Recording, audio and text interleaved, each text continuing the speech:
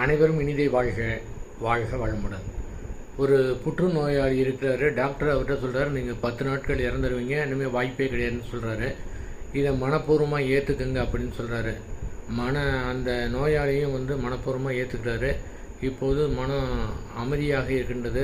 ஏனென்றால் வேறு வழியில் என்று சொல்லும்போது 2 நாட்கள் கழித்து அந்த டாக்டர் சொல்கிறாரு, இப்போ புதுசாக ஒரு மருந்து கண்டுபிடிச்சிருக்காங்க, அதை கொடுத்தா பழித்துக்கிறலாம், உங்களுக்கு நாளிலேருந்து அதை கொடுக்க போகிறோன்னு சொல்கிறாரு. உடனே அவருக்கு டென்ஷன் ஆகிடுது, மனப்பதட்டம் ஏற்படுது. அதாவது மரணத்தை முழுமையாக ஏற்றுக்கொள்ளும் போது அங்கே அமைதியாக இருக்கின்றது.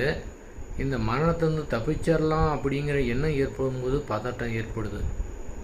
அதனால் நம்முடைய மனதில் ஏற்படக்கூடிய உணர்வுகளை அப்படியே ஏற்றுக்கிட்டோம்னா அது நகர்ந்து ஓடிடும். ஆனால் அதனோடு முரண்படும்போது